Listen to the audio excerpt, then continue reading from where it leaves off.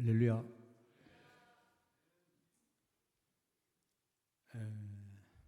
여러분을 1년 4개월 만에 다시 뵙는 것 같습니다. 작년 6월 4일 주일 그때 여러분을 뵙고 말씀을 나눴었죠. 그때 제목이 복된 인생, 헛된 인생, 이제 이런 제목으로 말씀을 드린 것 같아요.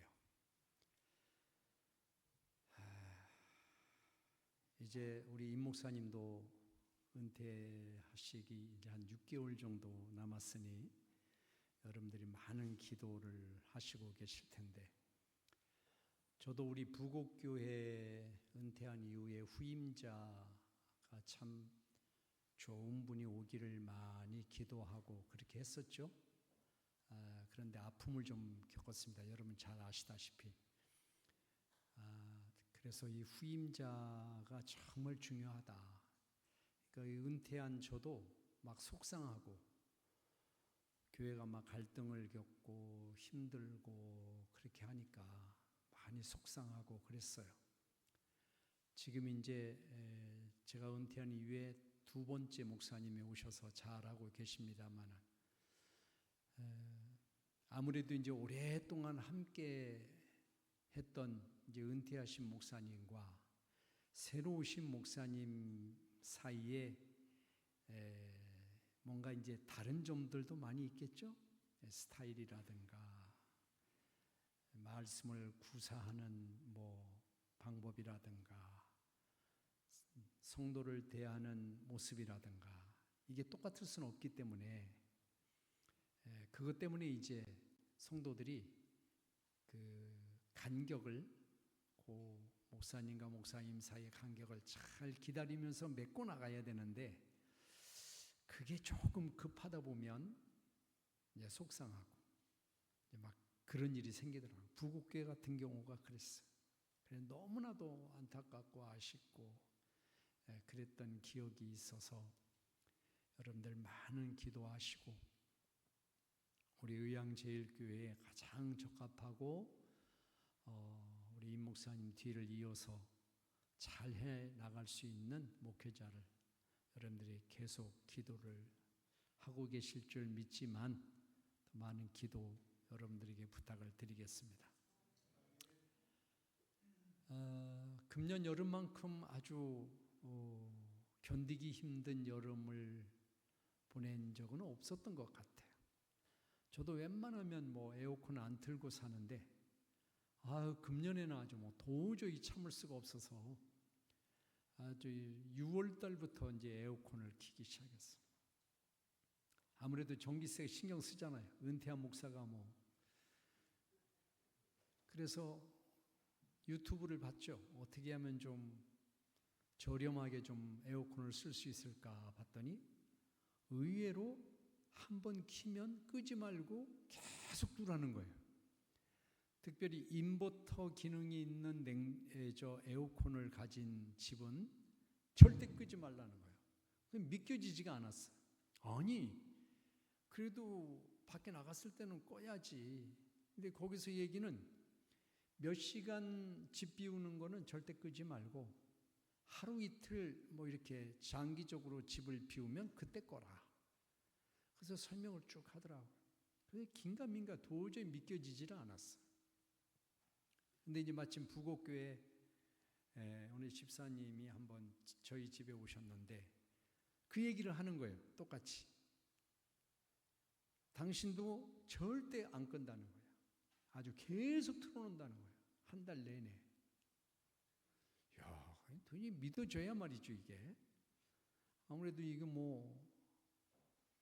에어컨값 폭탄 맞으면 어떻게 해요? 그래도 한번 믿고 안 꺼봤어요. 일주일도 안 꺼보고 그래봤어요. 그리고 이제 지난 9월 달에 6월 달 전기요금이 나오더라고요. 그때 봤는데 얼마나 나왔겠어요? 거의 한 달 내에 안 끄고 살았던 것 같아요. 근데 얼마 나왔냐면 6만 원이 더 나왔어요. 그러니까 이거 아주 싸게 나온 거죠. 깜짝 놀랐어. 정말 이렇게밖에 안 든다고? 깜짝 놀랐어. 그런 아주 혹독한 여름을 보냈는데 이번 이제 7월 달께 이번에 또 나올 텐데 얼마나 나올지 모르겠어요. 이제는 선선한 가을이 됐습니다. 한순간에. 가을하면 아무래도 열매. 요즘은 뭐 온실에서도 많이 재배를 하고 사시사철 열매가 있으니까 특별하진 않지만 그래도 가을 하면 우리가 생각하는 것은 열매입니다. 열매. 한 해 동안 수고하고 땀 흘린 결과로서 얻는 열매. 열매는 어떻게 해야 열려요? 모든 조건이 맞아야 열매가 열리죠. 온도도 맞아야 되고 수분도 있어야 되고 햇빛도 있어야 되고 바람도 불어줘야 되고 뭐 모든 조건들이 충족할 때 열매는 열리는 거예요. 예수님께서도 열매에 대한 얘기를 성경에서 참 많이 하셨어요. 열매를 성경에서 이렇게 찾아보면 소산물 열매라고 그랬죠. 또 태의 열매, 시편 127편에 보니까 태의 열매는 그 사람의 기업이다. 이렇게까지 얘기했어요. 자식도 열매. 그래서 우리가 수고하고 땀 흘리는 모든 결과는 곧 열매다. 이렇게 우리가 볼 수가 있죠. 예수님도 열매에 대한 얘기를 참 많이 하셨는데 그 중에서도 열매 없는 것에 대한 실망스러운 말씀을 종종 하셨어요. 그래서 길을 지나가시다가 무화과 나무에 열매가 없는 것을 보시고 그렇게까지 하실 필요가 있었을까 싶었는데 뭐 저주를 했다고 그러잖아요. 그랬더니 그 나무가 말라 죽었대. 왜 저주를 하셨을까? 그러니까 열매의 소중함을 아마 교훈으로 알려주고 싶었던 것 같아요. 그래서 성경에 보면 예수님께서도 열매 없는 나무 찍어서 불에 던지겠다 이런 말씀도 하셨어요. 그래서 열매를 아주 소중하게 말씀해요. 열매. 성경의 신약에 보면은 사도 바울이 말한 성령의 열매. 그것도 열매죠. 9가지 열매 있었잖아요. 그런데 그 갈라디아서 성령의 열매를 말한 그 본문을 보면 육체의 일은 현저하니 하고 시험, 미움, 다툼, 시기, 무자비한 거 여러 가지로 막 얘기하죠. 근데 거기에 육체의 열매라고는 표현하지 않았어. 육체의 일이라고 표현했고 상대적으로 성령은 열매다 표현했어. 그러니까 육체의 일은 육체적으로 하는 것, 그 여기서 말하는 육체는 인간적으로 주님을 떠난 상태, 하나님을 모르는 상태에서 하는 모든 수고는 그게 열매일 수가 없다. 우리가 사는 이 세상은 성공이라는 이름으로 많은 열매들을 얘기하잖아요. 그게 마치 진짜 열매인 것처럼. 그래서 그런 열매가 열리지 않는 나는 상대적으로 좀 박탈감, 상실감, 자괴감, 자존감이 떨어지고 그런 세상에 살고 있는데 성경을 보면 그런 육체의 수고로 얻은 것은 그건 육체의 일일 뿐이지 열매라고 하는 표현을 하지 않았어요. 그런데 하나님 안에서 우리가 기울이는 노력으로 얻은 것들은 열매라고 표현했어요. 그래서 성령의 열매, 영적인 존재로서 성령과 함께 할 때에 얻어지는 열매, 성령과 함께하여 내가 수고하고 땀 흘린 것에 대한 열매, 그것을 대표적으로 9가지로 얘기를 했잖아요. 그래서 열매를 아주 소중하게 얘기를 했어요. 마태복음 7장 18절 거기 보면 좋은 나무마다 아름다운 열매를 맺고 못된 나무는 나쁜 열매를 맺는다. 여기 열매라고 표현을 했지만 나쁘다고 하는 수식어가 들어갔어. 그건 나쁜 거다. 그거는 나쁜 열매는 열매가 아니죠. 실상 먹을 수가 없으니까. 그러면서 20절에 마태복음 7장 20절에 이러므로 그들의 열매로 그들을 안다. 우리의 모습에 열매가 열릴 때 하나님이 그 결과를 보시고 우리를 인정한다는 거예요. 굉장히 중요한 말씀이잖아요. 우리가 평생 신앙생활 하는데 여러분들이 보세요. 우리가 살아왔던 현재 여러분의 모습은 지나간 수많은 시간, 세월의 결과물이 현재 여러분들의 모습이에요. 앞으로 열심히 살아갈 여러분들의 결과물은 미래에 얻어지는 열매예요. 그러니까 우리가 어떤 사람을 바라보고 평가할 때 그 사람의 됨됨이를 보잖아요. 그 됨됨이는 그 사람이 지금까지 살아왔던 것에 대한 열매예요. 결과물이에요. 주님도 그걸 본다는 거예요. 그래서 이렇게도 말씀하시잖아요. 나더러 주여 주여 하는 자마다 천국 가는 게 아니다. 왜 이렇게 심한 말을 하셨을까? 실망스럽게. 아니, 주여 주여 하는 게 뭐 잘못됐나? 주님이 언뜻 들으면 그렇게 생각되잖아. 주여 주여 하려고 주여 주여 하지 말라는 건가? 이러잖아요. 근데 주님이 의도하신 바는 뭐냐면 열매란 말이에요. 주여 주여 하는 자마다 천국 가는 게 아니다라는 얘기는 주여 주여 하는 곳으로 열매 맺는 건 아니다라는 거예요. 주여 주여 부르짖는 그 사람의 삶의 결과, 그걸로 우리가 믿으면 천국 간다고 표현을 하는 거예요. 그렇기 때문에 열매를 우리 주님은 아주 때로는 무섭게도 말씀하시고 귀한 것으로 말씀하셨어요. 여러분 각자가 서로에 대해서 판단하고 평가할 수는 없는 존재들이잖아요. 다 같은 하나님의 자녀고 성령이 저분을 위해서 일하시고 나를 위해서도 일하시고 나는 나에게 가장 적합한 방법으로 하나님이 일하시고 저분은 저분에게 가장 적합한 방법으로 하나님이 일을 하시고, 그러니까 내가 이런데 나랑 다 똑같아야 인정하는 그런 태도는 잘못된 태도란 말이에요. 같은 신앙생활을 해도 나에게 모자람이 있을 때 상대방에게는 넘침이 있고 저 사람의 넘침이 나에게는 넘침이 아닐 수도 있잖아요. 그러니까 서로 다 각각 달라. 하나님 앞에 살아가는 제 각각의 모습을 갖고 있기 때문에 그 모습 속에서 하나님이 변함없이 보시는 것은 바로 뭐냐면 열매가 있는가라는 것을 보신다는 거예요. 우리의 인생이 지금 당장 끝나는 인생이 아니기 때문에 열매를 맺을 기회가 많이 있기는 있지만 그것만을 또 의지하고 기다려서는 안 되는 거죠. 왜?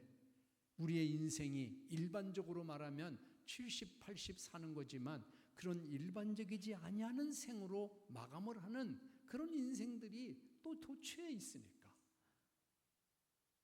그러니까 게을르게 결단하지 못하고 게을르게 생활하고 자기 멋대로 생활하고 주의 말씀을 허투루 듣고 열매 뭐 나중에 하면 되지, 나중에 내가 거두면 되지, 뭐 지금만 다한가? 이런 생각도 할 수 있는데 그런데 인생은 그렇지가 않잖아. 언제일지를 모르니까 열매를 보시자고 하는 그날이 마지막 그날이 나에게 언제일지를 모르니까. 그러니까 열매 맺는 일은 끊임없이 해야 되는 거예요. 이건 쉼 없이 해야 되는 거예요. 소위 여러분의 믿음이라고 하는 그 믿음 안에 모든 것들이 녹아져 있어야 되는 거예요. 말만 믿음이 아니라 그 녹아진 것이 곧 열매라는 거예요. 성경의 마태복음 13장에 보면은 씨를 뿌리는 비유가 나오잖아요. 씨 뿌리는 비유. 어떤 씨는 길가에, 어떤 씨는 돌밭에, 어떤 씨는 가시떨기에, 어떤 씨는 좋은 밭에. 좋은 밭에 떨어져야 열매를 맺어. 길가에 떨어지면 새가 와서 주워 먹어. 없어지는 거예요, 그거는. 씨를 길가와 같은 형태로 뿌려지면 그거는 심겨지지 않은 거예요. 씨는 있는데 가시떨기 돌밭은 뿌리를 내리지 못해. 밑을 파 위에는 흙인데 조금만 들어가니까 돌이 있어, 자갈이 있어, 바위가 있어. 뿌리 못 내려. 가시떨기에 있는데 예수님이 직접 해석하셨는데 세상에 대한 염려, 걱정, 돈에 대한 욕심, 이런 것들이 가시떨기와 같은 것들이래. 이런 데 씨가 뿌려지면, 여기서 말하는 씨는 말씀일 수도 있고 믿음일 수도 있고 열매를 맺기 위한 모든 것들일 수도 있고, 그죠? 그 가시떨기에 뿌려지면 이것도 그런 것에 막혀서 자라지를 못하니까 열매가 없어요. 그런데 좋은 밭에 심겨진 거는 열매를 30배로, 60배로, 100배로 계속 열매를 풍성하게 거둔다는 거예요. 그게 씨 뿌리는 비유예요. 거기서 좋은 밭은 무엇을 의미할까? 좋은 밭은 우리의 마음이에요. 여기서 밭은 마음이야, 마음.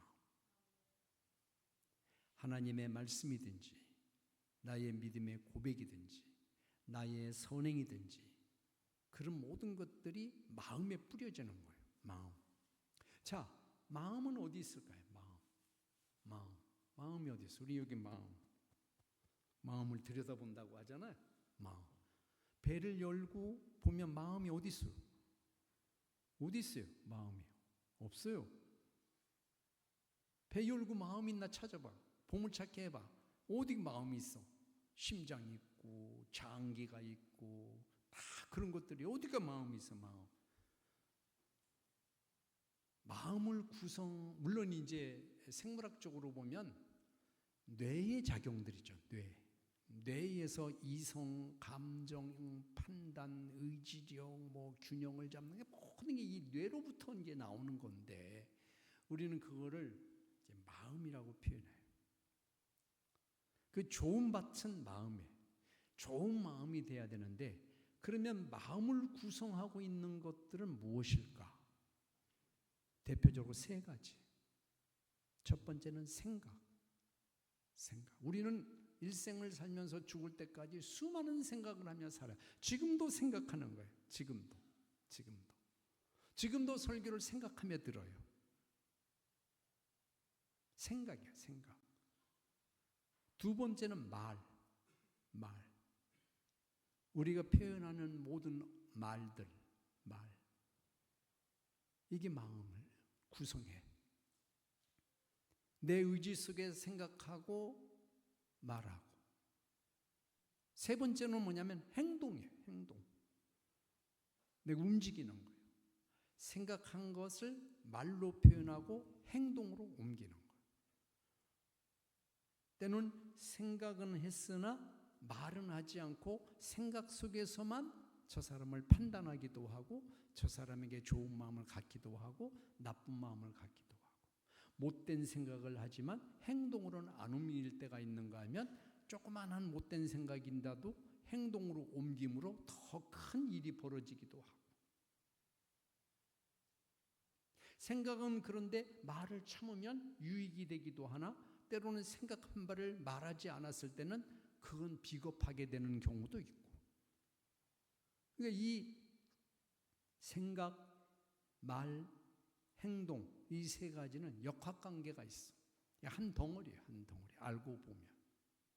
이 세 가지가 대표적으로 우리의 마음이라고 표현하는 거예요. 마음. 그래서 이게 좋은 마음을 가진다는 것은 우리의 생각이나 말이나 우리의 행동에 좋은 모습을 가지고 표현되고 나타나야 그 사람이 좋은 마음의 사람으로 평가를 하나님 앞에 받는 거예요. 여러분들이 갔던 동료끼리 아우 저분 참 좋은 분이야. 성격이 어때? 저분은 좀 그래 거칠어. 저 사람은 용감해. 저 사람은 조금 게을러. 이 모든 것들을 뭘로 판단했어요? 마음을 어떻게 들여다봤어요? 그 사람이 평소에 하는 생각, 그 사람의 생각이 말로 표현될 때, 표현된 말이 행동으로 옮겨질 때 그것들을 종합적으로 보고 저분은 좋은 분, 저분은 어떤 분, 이런 판단이 되는 거죠. 하나님도 마찬가지. 하나님이 능력이 있으셔서 그냥 탁 보고 우리가 어떤 존재다 이렇게 아시기도 하겠지 물론. 그러나 우리가 살아가면서 쏟아냈던 수많은 생각, 말, 행동 그것들을 계속 보시고 느끼시고 접하신 거예요. 여러분 한 분 한 분, 우리 한 사람 한 사람을. 제 나이가 72인데 72년 동안 나의 모든 것들을 다 품으시고 아셔.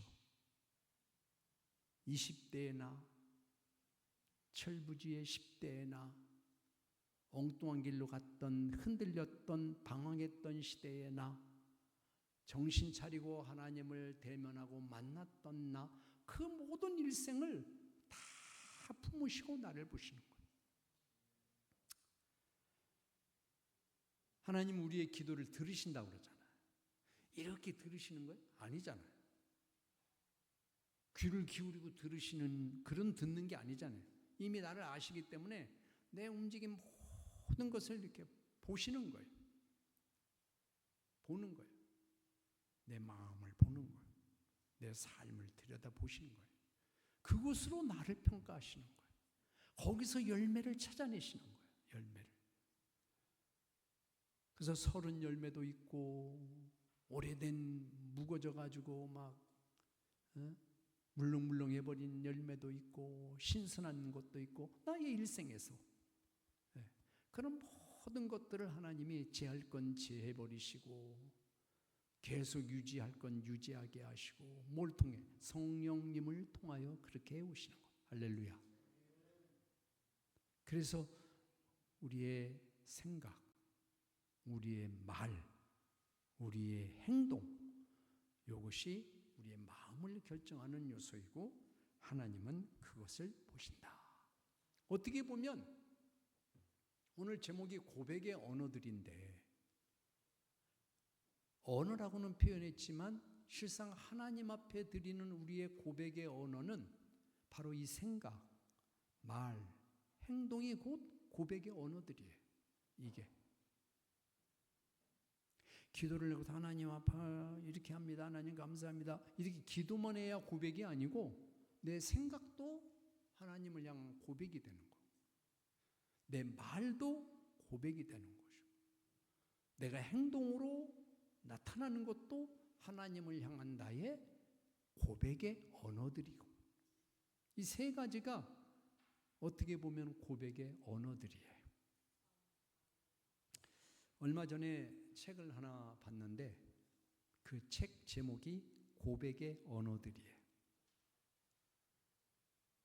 어떤 분이 책을 쓰셨냐면 우리 감리교회 서울의 청파교회 김기석 목사님께서 지은 책이에요. 그분은 올해 은퇴하셨는데 그 책을 보게 됐어요. 저희 교회에 이제 제가 목회할 때 성기영 목사님이라고 부목사님으로 계신 분이 계셨는데 그분이 지금 저기 화성의 수하리의 수하교회에서 목회를 하셔요. 근데 그분이 이제 SNS를 자주 많이 하시는데 인스타그램을 한번 들어가 봤는데 어느 카페 같아요. 커피 한 잔이 이렇게 놓여 있고 옆에 책이 하나 이렇게 있는 사진을 올리셨어. 이게 뭐야? 무슨 책이야? 하고 이제 제가 이렇게 확대를 해봤더니 고백의 언어들 이렇게 써 있어요. 그래서 냅다 전화를 했죠. 성목사 이게 뭐야? 무슨 책이야? 했더니 아우 목사님이 좋은 책이에요. 그렇게 막 얘기를 해주더라. 그래서 이제 바로 이제 교보문고 인터넷으로 신청을 했어.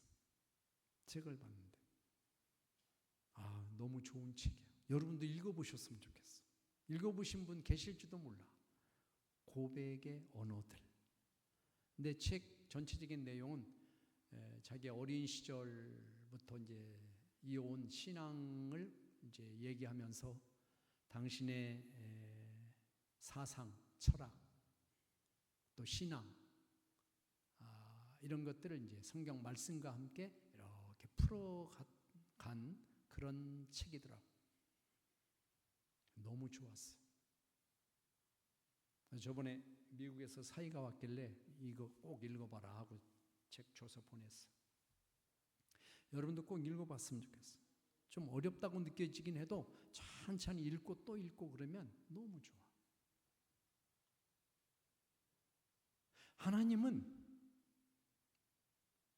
우리의 마음이 좋은 밭이 되기 위해서, 좋은 밭이 되려면 하나님의 관여를 하셔야 되잖아요. 성령님이 좋아하셔야 되잖아요. 세상적인 거, 이방인이 해가는 거, 제가 말씀드린 이방인은 하나님을 믿지 않는 사람, 에베소서에 있는 것처럼 너희들이 이방인이 행하는 것처럼 행하지 말아라, 이렇게 말씀하고 있잖아요. 그죠? 그런 거 말고. 하나님께서 우리가 참 하나님이 좋아하시는 것들, 그런 것들로 하나님한테 보여져야 되니까. 그러니까 여러분들이 하나님이 좋아하시는, 다 좋아하시지만 정말 좋아하시는 거는 뭐냐면 이 고백을 듣는 걸 좋아하셔. 고백. 그냥 단순한 기도도 다 들으시고 중언부언하는 기도도 일단은 다 들으시기는 하시지만 하나님이 정말 내가 좋은 밭으로 만들어지도록 도우시면서 기뻐하실 그 고백이 있어요. 주님이 이런 말씀을 하셨어요. 마태복음 16장 24절에 누구든지 나를 따라오려거든 자기를 부인하고 자기 십자가를 지고 나를 쫓아올 것이다. 나를 따를 것이다. 이렇게 말씀하셨어요. 여기 전제가 있어요. 누구든지 나를 따라오려거든 이에요. 누구든지. 아무나 오라는 게 아니에요. 아무나 올 수가 없죠. 근데 아무나 하고 누구든지는 다른 말이에요. 아무나는 준비도 안 된 아무것도 아닌 사람들. 누구든지는 정말 주님을 찾고자 하는 사람 중에 누구든지라는 거예요. 그러니까 누구든지 나를 따라오려면 너 나를 따라올래? 그래? 그러면 전제 조건이 있다라고 하는 거예요. 우린 예수 믿으면 구원받는다고 쉽게 얘기하잖아요. 그러나 구원받는 과정이 그렇게 간단해요? 간단하지 않죠. 말로는 단순하죠. 예수 믿으면 구원받는 거야. 예수를 그리스도로 영접해. 그럼 구원받는 거야. 하지만 그것을 만드신 그 과정은 상당히 드라마틱하잖아요. 예수님의 십자가의 그 사건에 이르기까지의 과정. 하나님이신 그분이 육신을 가지고 이 땅에 내려오신 과정. 그 세월, 그 엄청난 시간들, 그 엄청난 그분의 깊은 생각들, 그게 다 그 십자가의 길에 녹아져 있는 거잖아요. 근데 그것을 내가 받아들인다는 게 그냥 예수 믿으면 돼? 이렇게 할 수 있는 것인가? 그건 아니잖아요. 거기서 정말 필수적으로 필요한 게 고백이에요. 고백. 근데 그 고백을 주님이 힌트를 주셨는데 아무든지 나를 따라오려면 자기를 부인하고 라고 말씀하셨어요. 주님이 좋아하시는 고백은 자기 부인이에요. 자기 부인. 자, 오늘 욥기를 본문으로 우리가 읽었는데 욥은 어떤 사람이에요? 욥은 신앙이 좋은 사람이라고 우리가 언뜻 생각하지만 여러분들이 욥기를 공부해서 잘 아시겠으나 욥도 하나의 인간일 뿐이었어요. 갈등이 많고요. 자기가 태어난 것도 저주했잖아요. 하나님 나를 왜 태어나게 하셨습니까? 신앙 좋은 것 같은데도 욥은 그렇게 독백처럼 그렇게 하나님 앞에 하나님이 갑자기 낯설게 여겨졌으니까 내가 이렇게 신앙생활을 해왔는데 갑자기 자기에게 닥친 이 시련을 도저히 용납할 수도 이해할 수도 없었던 거잖아요. 우리도 그런 일 많이 겪죠. 욥만큼 당한 분이 있을까? 그건 모르겠으나 어쨌든 그러니까 단순히 시련이 아니라 욥이 만난 그 대면한 하나님은 완전히 낯선 하나님이었어요. 내가 믿는 하나님이 이런 하나님이었나? 내 선택이 이게 맞는 거야? 이런 거예요. 인간적으로 보면 욥은 감당하기가 참 힘들었어요. 그래서 친구들과 만났을 때 자기를 막 변호하잖아요.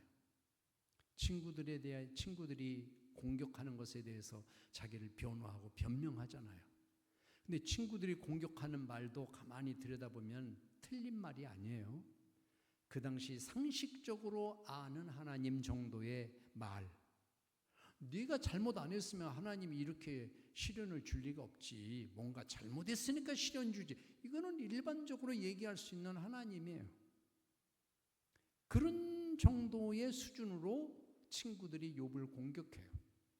욥도 자기가 경험한 만큼의 하나님으로 자기를 변명해요. 그게 욥기의 전체적인 내용이에요. 그런데 오늘 본문에서 욥은 다른 입장을 취해요. 다른 모습을 보여요.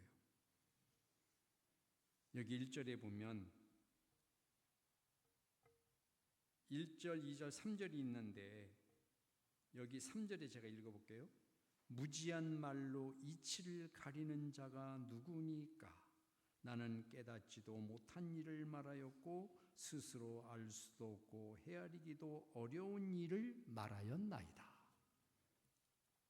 하나님을 딱 대면하고 보니 내가 무슨 소리를 한 거야 지금까지? 내가 뭘 생각하고 사는 거야? 내가 알았다고 생각하는 하나님은 누구셔?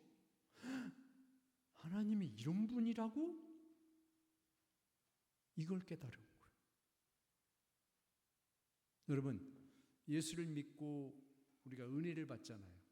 저도 어린 시절에 부흥회에 가서 은혜를 받고 그런 경험인데 여러분 다 부흥회에 참석하면 은혜를 받죠. 은혜 받을 때 어떤 걸 느껴요? 그냥 말씀이 좋다 이거 아니잖아요. 정말 충격을 받죠. 그렇다고? 이런 거라든가 그렇구나. 소위 깨달음이라고 하는 걸 느끼고 그 깨달음의 그 속을 들여다보면 나는 아무것도 아니구나. 나 같은 연약한 사람을 위해 주님이 그렇게 하셨다고? 이게 팍 오면서 내 자신, 내 존재가 확 무너지잖아요. 그게 우리가 예수를 만났을 때의 느낌이에요. 상황은 다 다를 수 있어요. 어떤 사람은 질병으로, 어떤 사람은 사고로, 어떤 사람은 재정으로, 어떤 사람은 자신의 문제로, 무슨 문제로, 어떤 사람은 질병으로, 다 상황은 다르지만 그 상황 속에서 하나님이 나를 찾아왔을 때 우리가 제일 먼저 느낀 것은 이거였어요? 나 같은 사람을 자기를 부인하는 거예요. 지금까지 나라고 하는 사람을 인식했던 나란 존재를 인식하고 가능하게 했던 모든 것들이 그걸로 내가 인정되는 게 아니야. 그동안 내가 노력하고 열심히 땀 흘리고 그래서 이랬지, 나는 그래서 이렇지, 이걸로 살아왔는데 하나님 앞에 딱 서니까 그걸로 나라는 존재가 인정되는 게 아니라 하나님 앞에 서 있는 나로 딱 섰을 때 나라는 존재가 분명히 의미가 있는 존재로 딱 발견되는 거예요. 그게 은혜예요. 그게 구원받은 거예요. 그러니까 자기 부인이 가장 중요한 거예요. 그래서 예수님이 왜 하실 말이 이거밖에 없었겠어요? 다른 수많은 좋은 말씀도 있지만 전제를 하는 이런 말씀은 처음이에요. 누구지 와라, 병든 자도 와라 다 그러셨는데 나를 따라올래? 그러면 전제가 있다. 이렇게 말씀하신 건 이거밖에 없다니까요. 이거밖에 없어요. 다 오라고 그랬어요. 다 지나가다가도 뭐 병자에게 안수해 주시고 내 죄가 너를 사했다. 원하지도 않았는데 가서 해 주시기도 하시고 다 그랬어요. 그런데 나를 따라오려면 자기를 부인하라. 두 번째, 자기의 십자가를 짊어져라. 이게 두 개인 것 같지만 하나예요. 나를 부인할 때에 비로소 나는 내가 질 십자가가 있다는 것을 발견하는 거니까, 내 자신을 부인할 때 이미 나는 십자가를 지고 있다는 것을 깨닫는 거니까, 이거는 두 가지 종류가 아니고 하나인데 두 가지 표현으로 하셨어요. 나를 따라오려거든 자기를 부인하고, 자기를 부인할 때 나에게 생길 수 있는 십자가를 외면하지 말고 그거 짊어지고 와라. 그러면 나를 따르는 것이다. 할렐루야. 그렇게 말씀하셨어요. 그러니까 여러분, 이 주님을 따라가는 거는 알고 보면 순례의 길이에요. 우리가 순례의 길을 가는 거예요. 이 신앙생활로 얘기하자면은 뭐 또 다른 표현으로 할 수 있으나, 주님을 따라가는 것이 무엇이냐라고 할 때는 이거는 십자가를 지고 자기를 땅바닥 밑에까지 낮춘 모습으로, 낮추려고 노력하는 게 아니라 낮춰진 그 모습으로 따라가는 거, 이게 신앙생활이다. 이게 곧 순례다. 그 얘기예요. 그렇기 때문에 이 말씀은 아주 귀한 말씀이에요. 우리가 좋은 밭을 만들기 위한 조건은 자기 부인이에요. 여러분, 베드로가 고기를 잡다가 어느 날 허탕을 쳤어. 고기 잡는 전문가가 망했어. 그때 주님이 그곳에 찾아오셔서 저기 깊은 곳에 가서 그물을 내려라. 베드로가 그대로 들었어. 듣고 와서 한번 그물을 내려봤어. 거기가 어떤 곳이냐? 자기가 지나왔던데요. 근데 그물이 어떻게 됐어요? 찢어질 정도로 고기가 많이 잡혀. 동료들의 배를 청해서 고기를 실을 정도로 고기가 많이 잡혔어. 그러고 나서 이 베드로는 주님에게 이렇게 고백을 해요. 주님, 나를 떠나십시오. 나는 죄인입니다. 베드로가 예수님의 앞에서 처음 내뱉은 고백이 바로 그거예요. 예수님 감사해요. 아유, 이렇게 찾아오셨어요? 오늘 대박 났네요. 예수님 때문이에요. 감사합니다. 다음에 한 번 더 기회를 더. 이거 아니에요. 이거 오늘 참 수지 맞았네. 오늘 대박이네. 이거 아니에요. 야, 주님 봐라, 이분이 이렇게 해주셨어. 이것도 아니에요. 자기를 본 거예요. 그 순간에 뭐지? 나는 뭐야? 어떻게 나는 살아왔지? 한순간에 주마등처럼 자기의 모습이 싹 지나가는 거예요. 그 주님이 이루신 일과 주님 앞에 딱 섰을 때에 느꼈던 마음이에요. 자기 부인이 나는 죄인이면 나를 떠나세요. 나 같은 놈 떠나세요. 감히 주님 앞에 설 수 없는 그 경외감을 베드로가 그 순간 느낀 거예요. 바울은 안 그랬어요? 바울? 깜짝 놀랐어요. 예수 믿는 사람 잡아 죽이려고 말을 타고 가는데 거기 빛을 본 거예요. 빛을 만났어요. 한순간 거꾸로졌어. 눈부셔서 거꾸로졌다? 그런 얘기가 아니에요. 그 존재 앞에, 주님의 존재 앞에 자기의 일생이 거기서 무너진 거예요. 이게 뭐지? 이게 뭐야? 이거예요. 여러분, 예수 믿는 거는 이게 있어야 돼요. 이 과정이 있어야 돼요. 이 과정이 설레임으로 나타나기도 하고, 이 과정이 때로는 나에게 격정으로 격정적인 것으로 나타나기도 하고 표현되기도 하고 하는데, 분명히 이 과정이 있어야 된다. 주님을 따라가려면 이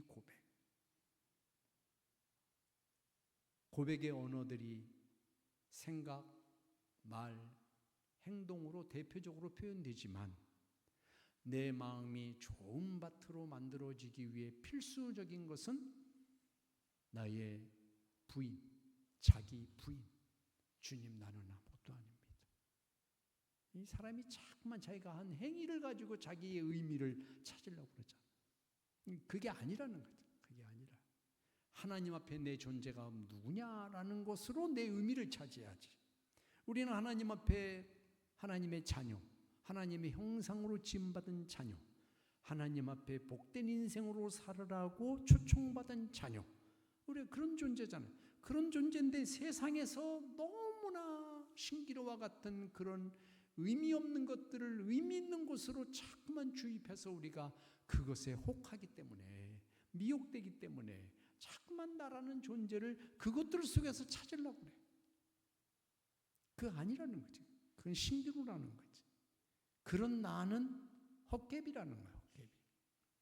그러니까 주님 앞에서만 비로소 나의 존재의 의미를 발견할 수 있단다면, 그러면 우리 안에 좋은 열매가 거두어지는 줄로 믿습니다. 사랑하는 우리 의양제일 성도 여러분, 우리는 공동체 안에서 오늘 주님이 주신 이 말씀을 서로 나누고 서로 용기를 주고 손을 잡아주는 공동체이면서 또 하나님 앞에 선 단독자예요. 나 홀로예요. 홀로 서는 거예요. 그걸 늘 기억하시고 하나님 앞에 풍성한 열매, 주님이 기뻐하시는 열매, 주님이 기뻐하시는 고백의 언어들을 아주 마음껏 사용하셔서 풍성한 열매를 많이 거두시는 여러분 되시기를 주님의 이름으로 축원을 드립니다. 은혜로우신 아버지 하나님, 주의 은혜와 사랑을 진심으로 감사드립니다. 열매를 찾으시는 하나님 앞에